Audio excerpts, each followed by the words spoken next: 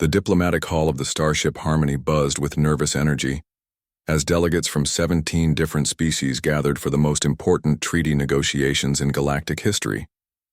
Representatives whispered among themselves, their various forms of communication creating a symphony of clicks, hums, and melodic tones that filled the vast chamber. At the center of attention stood Princess Lyra of the Valdorian Empire, her face concealed behind an ornate mask of crystalline metal that reflected the chamber's lights in mesmerizing patterns. The mask was a work of art, carved with intricate designs that seemed to shift and dance across its surface, but it served a purpose far beyond decoration. According to Valdorian tradition, no being could look upon the face of their royal family without first proving their worth through combat or completing an impossible task. The princess stood nearly 7 feet tall, her elegant form draped in flowing robes that seemed to be woven from starlight itself. Her people, the Valdorians, were known throughout the galaxy for their ethereal beauty and devastating psychic abilities. It was said that to gaze upon an unveiled Valdorian royal was to risk being overwhelmed by their pure essence, though none had ever lived to confirm this claim. Ambassador Marcus Thompson, the human representative, watched from his position at the diplomatic table as various alien dignitaries attempted to approach the princess, only to be turned away by her personal guard. The Xanthari delegate had offered rare minerals from his homeworld's core. The insectoid Krillian ambassador had performed their species' most sacred ritual dance. Even the proud Altarian war chief had knelt in submission, offering his ceremonial blade as tribute.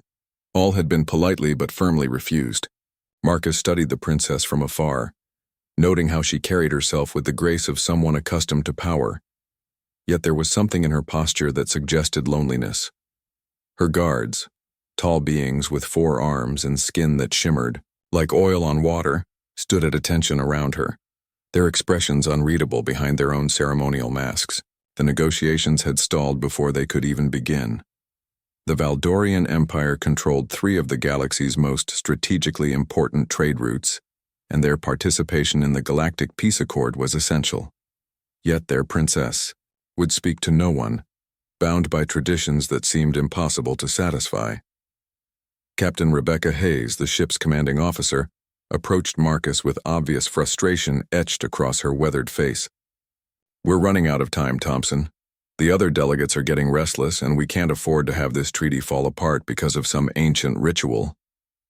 Marcus nodded thoughtfully, his eyes never leaving the masked figure at the center of the hall. "What do we know about their customs? There has to be something we're missing." According to our xenoanthropologist, Dr. Amanda Foster, the Valdorians believe that seeing their royal family's true face creates a psychic bond. The tradition of proving worthiness exists to protect both parties from the potential psychological effects. Captain Hayes paused, consulting her datapad. "The thing is, no one in recorded history has ever successfully completed one of their worthiness trials." As if summoned by their conversation, Dr. Foster appeared at Marcus's elbow, her arms full of ancient texts and data crystals. The young scientist's enthusiasm for alien cultures was legendary throughout the fleet, and her expertise had proven invaluable in dozens of first-contact situations. "I've been researching their customs all night," she said breathlessly. "The trials aren't meant to be completed through strength or wealth. They're tests of character, of one's willingness to act without expectation of reward." Marcus raised an eyebrow. "What do you mean?" "Every being who has approached the princess has done so with the goal of gaining something, her attention, her favor, her agreement to the treaty. But the ancient texts suggest that worthiness can only be proven through genuine selflessness." As Dr. Foster spoke, a commotion erupted near the princess's position. One of her guards had suddenly collapsed, his breathing labored, and his skin shifting from its usual shimmer to a sickly gray color. The other guards immediately moved to assist, but their training was clearly military, not medical. Marcus didn't hesitate. Ignoring the protests of Captain Hayes and the startled exclamations of the other delegates, he rushed toward the fallen guard. His years as a field medic during the Outer Rim conflicts kicked in as he knelt beside the alien, quickly assessing the situation. "He's in anaphylactic shock," Marcus announced, recognizing the symptoms despite the guard's non-human physiology. Something in the atmosphere processors must be affecting his species differently than the others. Without waiting for permission, Marcus pulled out his emergency medical kit and began administering treatment. The guard's breathing slowly steadied. As the medication took effect, his natural coloration gradually returning. Around them, the diplomatic hall had fallen silent, all eyes focused on the human who had dared to breach the princess's sacred circle. Princess Lyra herself had moved closer, watching intently as Marcus continued his work. When the guard's eyes finally opened and he managed to sit up with assistance, she spoke for the first time since the negotiations had begun. "You acted without thought of reward," she said, her voice carrying a musical quality that seemed to resonate in the air around them. "You saw need and responded with compassion, risking the disapproval of your peers and the failure of your mission." Marcus looked up at her, still kneeling beside the recovering guard. Anyone would have done the same. "No," the princess replied softly. "They would not." She reached up with slender, pale hands and began to unfasten the clasps of her mask. Around the hall, gasps echoed from various species as the impossible happened before their eyes. The crystalline metal fell away to reveal a face that was indeed beautiful beyond description. But more importantly, it showed emotions that every being present could recognize: gratitude, hope, and a deep weariness that came from too many years of isolation. "I am Princess Lyra of Valdoria," she said, her unveiled face turning toward each delegate in turn.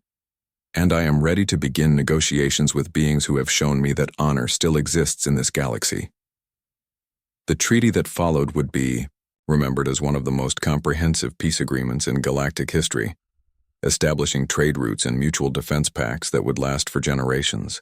But those present would never forget the moment when a simple act of human compassion broke through centuries of tradition and opened the door to a new era of cooperation among the stars. As the formal ceremonies concluded and delegates began to depart, Princess Lyra approached Marcus one final time. Her mask remained in her quarters, a symbol of a tradition finally ready to evolve. "Your people interest me greatly, Ambassador Thompson. Perhaps our worlds have much to learn from each other." Marcus smiled, watching as the various alien dignitaries prepared for their journeys home, their conversations animated with plans for the future. "I think you're right, Your Highness. Sometimes the most important breakthroughs happen when we stop trying to prove ourselves and start simply being ourselves." In the years that followed, the story of the human who approached the alien princess without seeing her face would become legend, told and retold across 1,000 worlds as a reminder that true courage often lies not in grand gestures, but in small acts of kindness that recognize the common humanity in all beings, regardless of the stars under which they were born.